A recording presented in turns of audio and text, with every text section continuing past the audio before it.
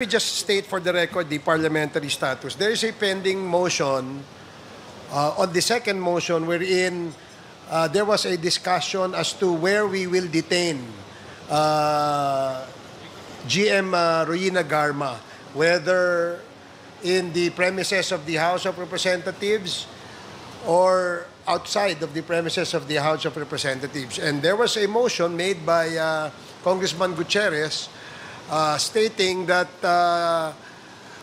she will be detained at the Women's Correctional Center in Mandaluyong. And we'd like to... Mr. Chair.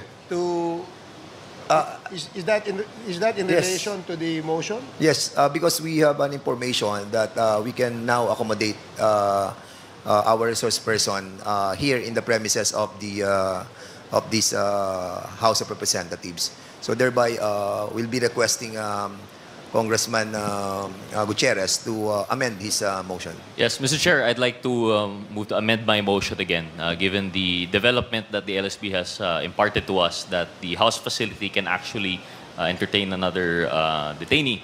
I therefore amend my motion, Mr. Chair, and I'd like to move instead that in relation to the contempt order of Colonel Garma, that she be detained in the House detention facility, and the term to be determined is that until the termination of the hearings of the Quadcom. Okay, there is a motion. Second motion. The first motion is to detain her in the premises of the House of Representatives.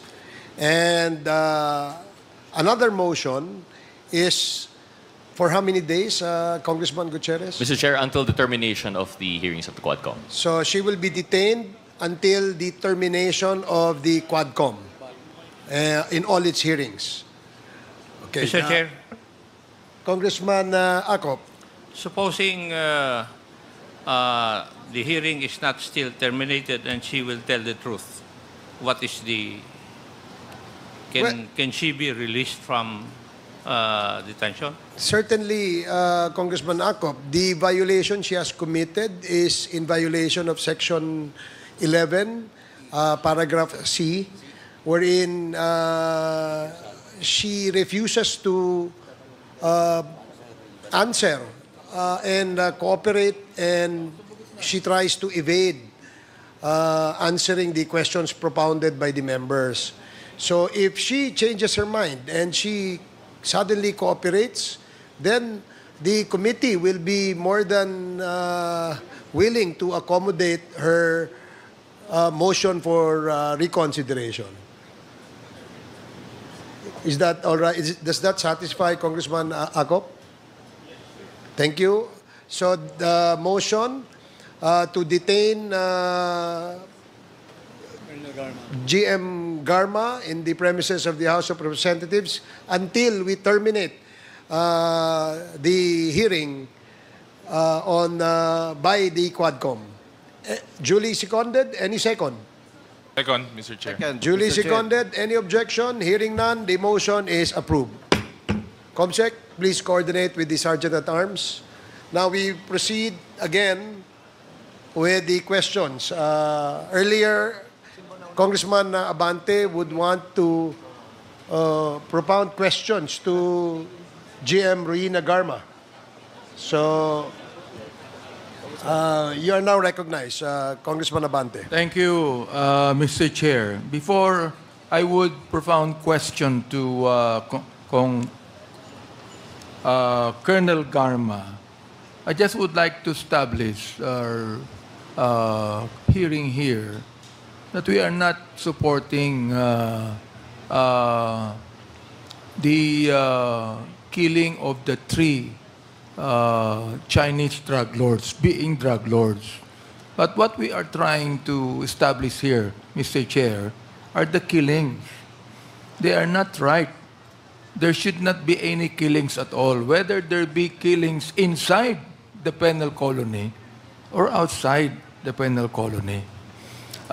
Just a moment ago, Mr. Chair, Congressman Adyong asked the question to Attorney Adel Jokno about Chel Jokno about the thousands of those killed in the war on drugs, while Colonel Leonardo said that to him, the war on drugs is a success. I would like to ask Colonel Leonardo, what is the success? Is it the war on drugs or the thousands of people killed on the war on drugs? Colonel Leonardo. I'm basing on the, Mr. Chair, I'm basing my opinion in general based on the result, Mr. Chair, of what happened. Result of result. We are from 2016 onwards. I honestly think, Mr. Chair, that there was a little bit change of the situation. It alleviates somehow the affectation on war on drugs. That's what I honestly think. But Mr. let me Chair. ask you, Colonel Leonardo, do you believe that on that war on drugs and the many killings that happened, that there were human rights violations? Based on what I heard and saw on TV, Mr. Chair, there was there were, I think, some violation. Mr. So you believe that there were human rights violations during the war on drugs? Based on what I saw on TV, Mr. Chair, there was. Mr. Chair, I'd like to ask GM Garma if she is now able to answer some questions. Yes, Mr. Chair. Seeing that now she is actually emotionally disturbed, are you able now to answer some Yes, questions? Mr. Chair. Kanina nabanggit mo na kinancel yung visa mo, US visa mo. Kinancel ba? That was the statement of the attendant in Japan, Mr. Chair. Tama po yung sinabi ni Senior Deputy Speaker kanina, no?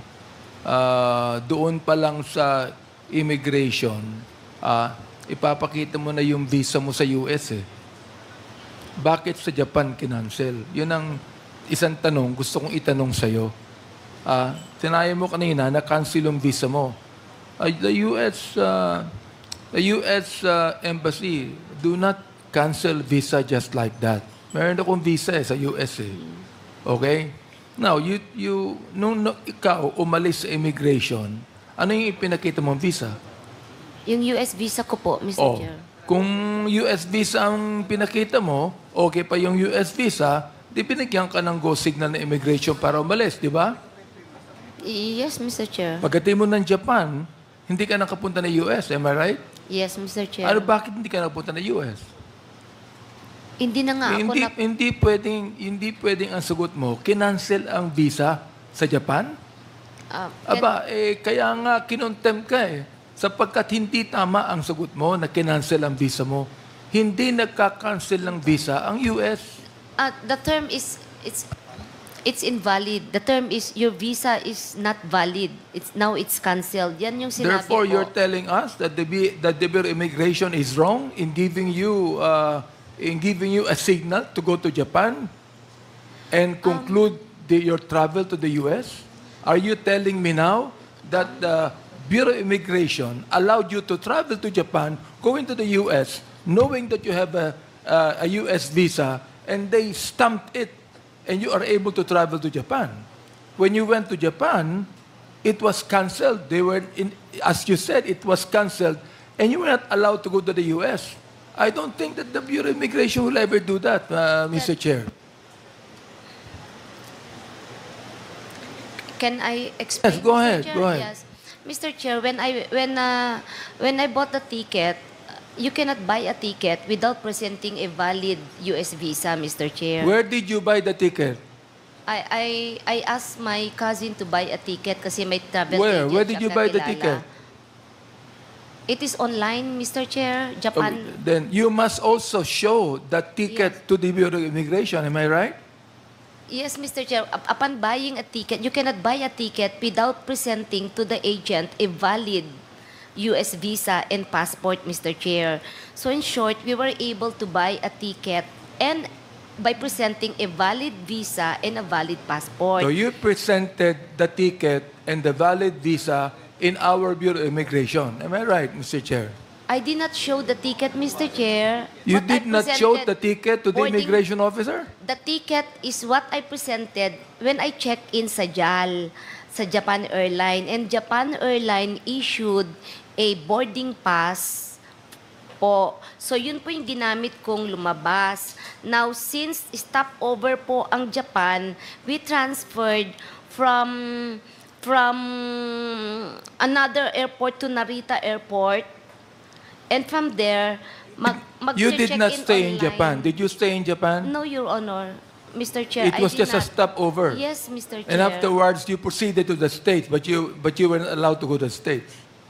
Because there is a connecting flight already, Mr. Chair. So when I was at Narita Airport, I was supposed to check in online to get a boarding pass. So hindi po ako maka-check in online to get a boarding pass kasi may machine. So I approached the counter po mismo ng JAL. So nung in-approach ko po yung counter ng JAL, ang sabi po sa akin, we cannot get you a ticket because your visa, your US visa is invalid already. It's canceled. So I asked the desk why it is invalid. It's going to expire in 2028, ang sabi ko. Ang sabi po sa akin, there is no explanation. And then I asked her, did you ask US Department? Ang sabi niya, yes. So, did they explain to you why? Ang sabi po sa akin, no. So, I stopped Mr. asking Chair, question sandali lang na po. Sandali lang po. Chair. Bago nyo ituloy, no? Napakahirap kasing paniwalaan eh. That you will get, you will travel to the US, you go to the immigration, and the immigration will tell you that the US visa is valid and they stamped an approval to it. Ibig sabihin, doon pa lang sa Pilipinas, nakakuha ka na ng ticket going to the US. Ibig mo sabihin, nakakuha ka lang ng ticket going to Japan, and then in Japan, you have to get a boarding pass. No. But Mr. Chair, sa aking pagta-travel, I have been traveling eh. I have been traveling so many times. Oo, ha? And whenever I will go to the US, stop over in Japan, dalawang boarding pass palaging tinatanggap ko sa Pilipinas pa lang. Oo. From Manila to Narita, Narita to the US. Dalawa kagad na boarding pass sa Pilipinas yan. You're telling me now that you just received one boarding pass from the Philippines and then you have to get another boarding pass from Narita? Is that what you're saying? Yes, Mr. Chair. And when you got the boarding pass, then the Japan people told you that your US visa is invalid? Yes, not valid is the term, no longer valid. Yun po yung term. So let me ask you, Nagtaka din po ako. why is it that the immigration stamp your passport saying that your visa is valid? Why? I do not know, Your Honor. I presented my valid passport. I presented my valid visa. I bought a ticket to the US. And it's a connecting flight sa Narita, supposedly. You know, Mr. Chair, may kasabihan dito, ano mo sabi ni Marcel Aimee, and I quote, no? Some people are so false that they no longer distinguish that what they think is the exact opposite of what they say. Naniniwala ba kayo ron? Yes, Mr. Chair. So, you know, what you're answering us now, mahirap paniwalaan po eh. Why? Because we have Major Fortaleza, who is your classmate. At sinabi niya na kanyang pinapatunayan ang sinabi niya. And he will not budge. Major Fortaleza, yung bang iyong sinalaysay dito, yung ba talaga ang nangyari? Totoo ba yun? Yes, Your Honor. Therefore, nagsisinungaling si Colonel Garma. Major Fortaleza. Yung sinabi ko po, Your Honor, yun po yung Tagutin totoo. mo ko, yes or no, nag-isinungaling si Colonel Garma. Yes, sir. Anong masasabi mo dyan, Colonel Garma? Classmate mo sa PNP ito. Tinutulungan mo pa. And he is saying now that you are telling a lie to this committee sapagkat pinapanindigan niya ang kanyang sinabi na kinausap mo siya tungkol sa pagpatay sa 3 Chinese. So tell us what you can say about that. Now, please, kung talagang nag-usap kayo ni former Major Portalesa tungkol dyan, na classmate mo, ibig sabihin, kung alam ko yung PNP at PMA, classmate, mista mo yan eh. Ibig sabihin, close ka kay Major Portalesa. You're telling me now that Major Portalesa is lying, and that you're telling the truth, and that Major Portalesa right now is telling a lie. Now you tell us now, Colonel Garma. Yes, Your Honor.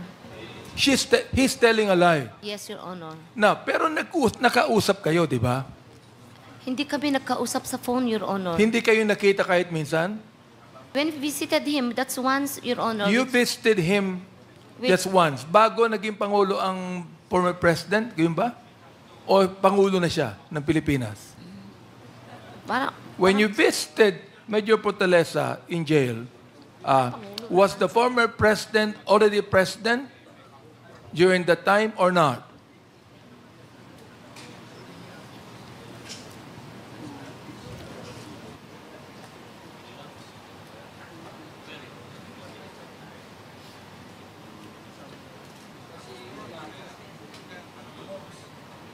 That was July, Your Honor. July of what? 2016? Yes, Your Honor. Therefore, the former President is already President. Am I right? Yes, Your Honor. And what were your position? Mr. What Chair. was your position at that time? None, Your Honor. Ha? Wala po akong position, Your Honor. Anong ibig sabihin ng wala kang posisyon? Police ka, di ba? You're a police officer. Yes, Your Honor. What was your position during that time when you visited your MISTA, None, former Major I Portalesa? have no position, Your Honor. What do you mean you have no position? I was undergoing schooling, so we don't have any position, Your Honor. I was undergoing a 1-year schooling. You were in school. Yes, Your Honor. Okay. So, hindi ka pa talaga nakaposisyon bilang station commander or whatever. You were schooling actually. Yes, Your Honor. Okay. Ngayon, Pangulo na ang former president when you visited former Major Portalesa. Yes, Your One time lang yan, di ba? Opo, Your Now, Honor. you're telling us here kanina that you never called him even once. Am I right? Hindi ko po siya nakausap sa phone. Okay, Yes, how Your Honor. how can you really visit him without even calling him even once? How? Mr. Chair, yung pagdalaw namin is just parang it's even unplanned kasi wala kaming klase that day, and then napag-usapan na nandyan si Jimmy Fortaleza sa Dapicol, and then sabi namin pag-usapan namin na dalawin at random. Supposed to be 5 kami eh. Hindi natuloy po yung 2, kaya 3 na lang po kami tumuloy. Anong sinabi ni Jimmy Fortaleza sa kanyang sinumpiang salaysay, number 4,